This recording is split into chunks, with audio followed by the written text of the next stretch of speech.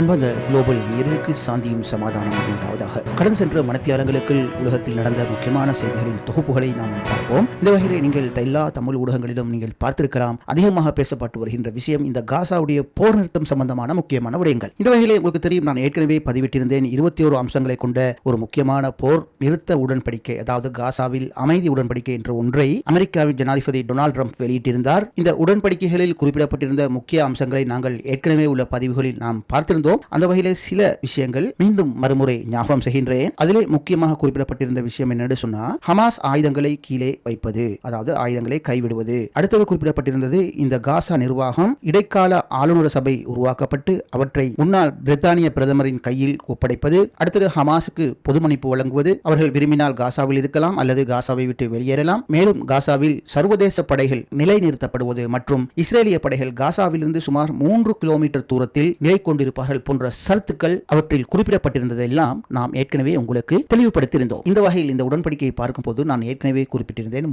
முழுக்க இது இஸ்ரேலுக்கு சார்பான உடன்படிக்கை தான் என்று நான் குறிப்பிட்டிருந்தேன். இதே கருத்தை மலேசியாவின் பிரதமர் அன்வர் இப்ராஹிம் கூட குறிப்பிட்டிருந்தார். அதாவது இந்த அமெரிக்காவுடைய 21 அமைதி ஒப்பந்தம் என்பது இருவரும் செய்ய வேண்டியது. ஆனால் ஒருதலை பட்சமாக எந்தவித நியாயமும் இன்றி முழுமையாக இஸ்ரேலுக்கு சார்பாக எழுதப்பட்ட ஒப்பந்தம் என்று அவர் தெளிவாக குறிப்பிட்டுவிட்டு, எத்தனையோ முஸ்லிம்கள் இந்த காசாவுக்காக மரணித்து விட்டார்கள். சரி, மரணித்தவர்கள் மரணித்ததாக போகட்டும், மீதமுள்ள மக்களையாவது காப்பாற்றும் கடமை எமக்கு உள்ளது. அதனால் இந்த ஒப்பந்தத்தை ஹமாஸ் ஆமோதித்து போவதில் தவறில்லை என்பது போல மலேசியா பிரதமர் இப்ராஹிம் அவர்கள் கருத்து வெளியிட்டது இங்கு ஞாபகப்படுத்தத்தக்கது. சகோதரர்களே, இந்த ஒப்பந்தத்தை பார்க்கும்போது எனக்கு ஒரு ஞாபகம் வந்தது. அது என்னன்னு சொன்னா, அன்றைய காலத்துல நபிகளாரோடு மக்கா காஃபிர்கள் ஹுதைபியான்னு சொல்ற ஒரு இடத்துல உடன்படிக்கை செய்து கொண்டாங்க. அதாவது ஆங்கில வருடத்தில் சுமார் 628 நினைக்கின்றேன். அந்த 628ஆம் ஆண்டு மதீனாவில் வாழ்ந்த நபி அவர்கள் மக்காவுக்கு உம்ரா வணக்க வழிபாடை நிறைவேற்றுவதற்காக தோழர்களோடு மக்காவுக்கு செல்கின்றார்கள். அந்த நேரத்தில் மக்காவில் காணப்பட்ட குறைசிகள் இவர்களை மக்காவுக்குள் நுழைய வேண்டாம் என்று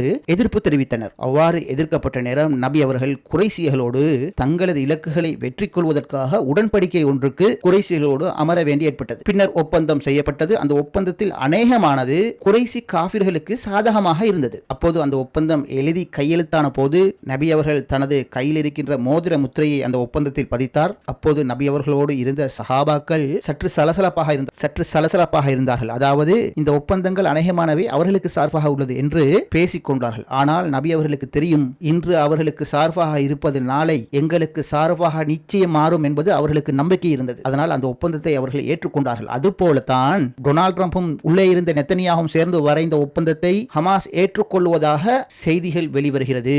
அந்த ஒப்பந்தத்தை பார்க்கும் போது அன்வர் இப்ராஹிம் குறிப்பிட்டது போல ஏற்றுக்கொள்ள முடியாதுதான். நிச்சயமாக ஒரு நாள் அதை இஸ்லாமியர்களின் இலக்கை அடையும் என்பது நமக்கு புலனாகிறது. எனவே டொனால்ட் ட்ரம்ப் வெளியிட்ட இந்த ஒப்பந்தத்தை மேல்வாரியாக ஹமாஸ் உடனடியாக அறிவித்திருந்தது. நாங்கள் அதனை ஏற்றுக்கொள்கின்றோம். இருந்தாலும் சில சீர்திருத்தங்கள் அவற்றில் செய்யப்பட வேண்டும். ஆயுதங்களை உடனடியாக கீழே வைக்க முடியாது. பாலஸ்தீன அதிகாரத்தை வெளிநாட்டவர்களுக்கு, அதாவது டோனி பிளேயர் போன்றவர்களிடம் ஒப்படைக்க முடியாது. பாலஸ்தீனத்தை பாலஸ்தீன மக்கள் தான் ஆள வேண்டும். இந்த வகையில் நிரந்தரமான ஒரு பாலஸ்தீன அரசாங்கம் உருவாக்கப்பட்ட பின்னர் ஹமாஸ் ஆயுதங்களை நிரந்தர பாலஸ்தீன அரசிடம் கையில் கொடுத்துவிட்டு அரசியலிலிருந்து முற்றுமுழுதாக ஒதுங்கிவிடும். தற்போது எங்களிடம் உள்ள அனைத்து பணைய கைதிகளையும் நாங்கள் விடுதலை செய்கின்றோம் என்று அவர்கள் குறிப்பிட்டிருந்தனர். இதனை பார்த்த டொனால்ட் ட்ரம்ப் மிகவும் சந்தோஷப்பட்டு, இதோ ஹமாஸ் எங்களது முதல் கட்ட அமைதி ஒப்பந்தத்தை ஏற்றுக்கொண்டுள்ளார். இதற்காக பாடுபட்ட கட்டார், எகிப்து, துருக்கி போன்ற நாடுகளுக்கு நன்றி தெரிவித்து உடனடியாக தற்போது காசாவில் அமைதி ஏற்பட வேண்டும், அதாவது இஸ்ரேல் தாக்குதலை நிறுத்த வேண்டும் என்றெல்லாம் அறிவித்திருந்தார். அதன்படி பல மணி நேரங்கள் காசாவில் தாக்குதல் நிறுத்தப்பட்டிருந்தது. இரண்டு தரப்பினரும் எங்கும் தாக்குதல் செய்யவில்லை.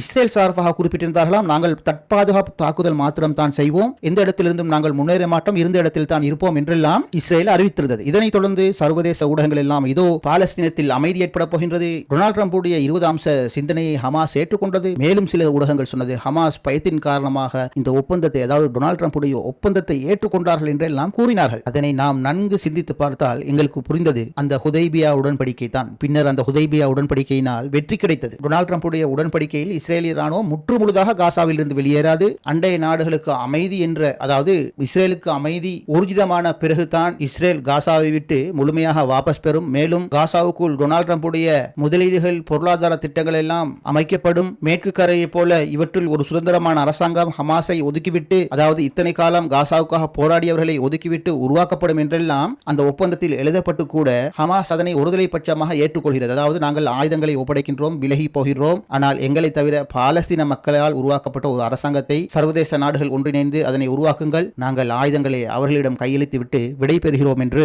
ஹமாஸ் வெளியிட்ட செய்தி நமக்கு கவலை அளிக்கிறது. ஆனால் நிச்சயம் இவற்றில் வெற்றி உள்ளது என்பது நம்பிக்கை கொண்டவர்களுக்கு புரியும். இப்போது சர்வதேசம் எங்கும் இஸ்ரேல் எதிர்ப்பு அலைகள் பொங்கிவிட்டது. இதுவரையும் ஹமாஸ் கூறாத, அதாவது ஆயுதங்களை புதிய அரசாங்கத்திடம் நாங்கள் ஒப்படைப்போம் என்ற ஒரு வார்த்தை ஹமாஸுடைய உண்மையான தூய்மையான எண்ணத்தை சர்வதேசத்துக்கு பறைசாட்டுகிறது. ஆகவே தற்போது இந்த ஒப்பந்தத்தை அமுலாக்குவதற்காக டொனால்ட் ட்ரம்ப் மிக அவசரப்பட்டுக் கொண்டிருக்கிறார். காரணம், இந்த வெள்ளிக்கிழமை உலக சமாதானத்தை ஏற்படுத்தியவர்களுக்கான நோபல் பரிசுக்கான பெயர் வெளியிடப்பட உள்ளது. ஆகவே வெள்ளிக்கிழமைக்கு முன்னதாக ஹமாஸ் என்ன சொன்னாலும் அதனை ஏற்றுக்கொள்ளும் தன்மையில், சரி இப்போது நீங்கள் ஆயுதங்களை கீழே வைக்க அவசியமில்லை, பாலஸ்தீன மக்களால் ஆளப்படுகின்ற பாலஸ்தீனம் அதாவது காசா உருவாகட்டும் என்ற ஹமாஸுடைய கோரிக்கைகளை வெளிப்படையாக ஏற்றுக்கொள்ளாது, ஆனால் அவற்றை ஏற்றுக்கொண்டது போல உடனடியாக கத்தார், எகிப்து, துருக்கி மற்றும் அமெரிக்க பிரதிநிதிகள் எல்லாம் சேர்ந்து அவசரமான ஒப்பந்தத்துக்கு வருவோம் என்று இன்று எகிப்தில் கூடி ஒப்பந்தத்தை கைச்சாத்திடும்படி டொனால்ட் ட்ரம்ப் அறிவித்துள்ளார். இதனால் தற்போது எகிப்தில் உள்ளவர்கள் தயாராக இருக்கின்றார்கள். காசாவில் உள்ள ஹமாஸ் முக்கிய உறுப்பினர்கள் எகிப்துக்கு சென்றிருக்கிறார்கள். கத்தார் தற்போது போகின்றது. அதேபோல் துருக்கிய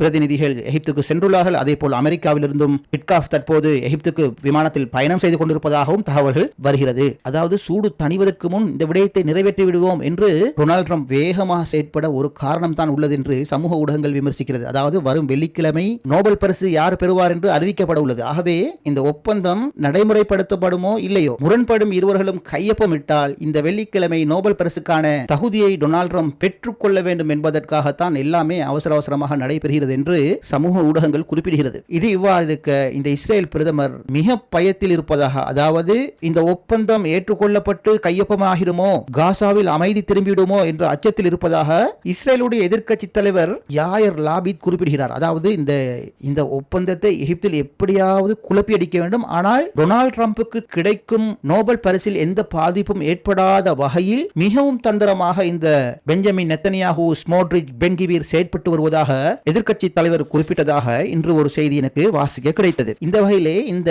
பேச்சுவார்த்தைக்காக எகிப்துக்கு சென்றிருக்கும் இந்த இஸ்ரேலிய பிரதிநிதிகள் கூறப்போகும் கருத்துக்கள் தற்போது ஊடகங்கள், குறிப்பாக அரபு ஊடகங்களில் பேசப்படுகிறது. அவற்றில் முக்கியமாக என்ன குறிப்பிடப்படுகிறது தெரியுமா? இஸ்ரேல் ராணுவம் காசாவிலிருந்து வெளியேற செல்லும் எல்லை பற்றி தங்களது ஆணித்தரமான கருத்துக்களை வெளியிட உள்ளார்களாம். அதற்காக வரைபடங்களையும் தயாரித்திருக்கின்றார்களாம். இந்த வகையிலே டொனால்ட் ட்ரம்ப் வரைந்த முதல் கட்ட எல்லை வரம்புகளில் இருந்து 3 கிலோமீட்டர் உள்ளால் இஸ்ரேலிய படை தங்கியிருக்கும் என்ற ஒரு திட்டம் உருவாக்கப்பட்டுள்ளது என்று இந்த செய்தி குறிப்பிடுகிறது. அதாவது சொல்லப்போனா காசா உள்ளுக்க இஸ்ரேல் படைதான் இருக்கும், பொதுமக்களுக்கும் அங்கு இருக்கின்ற போராளிகளுக்கும் இயல்பாக வாழ முடியாது என்பது போலதான் இந்த செய்திகள் உள்ளது. அடுத்த திட்டம் என்னென்று சொன்னா, கைதிகள் பரிமாறுற விஷயத்துல வேறு எந்த நிபந்தனைகளையும் இணைக்கக்கூடாது. அதாவது ஒரே நேரத்தில் நாங்கள் பரிமாறுவோம், அவ்வாறு பரிமாற்றம் செய்கிற நேரத்தில் போர் நிறுத்தம் உறுதி மற்றும் அடுத்த கட்ட அரசியல் பேச்சுவார்த்தைகள் போன்றதை ஒருபோதும் இதனோடு இணைக்கக்கூடாது என்ற நிபந்தனைகளும் தற்போது இஸ்ரேல் தயாரித்துள்ளதாக இந்த செய்தி குறிப்பிடுகிறது. மேலும் கைதிகள் பரிமாற்றம் முதல் கட்டமாக நடைபெறும். அவ்வாறு நடைபெறும் போது காசாவில் உள்ள அனைத்து பணைய கைதிகளும் விடுவிக்கப்படுவார்கள். அதற்கு மாற்றமாக நீங்கள் வேறு எந்த ஒரு நிபந்தனையும் வைக்கக்கூடாது.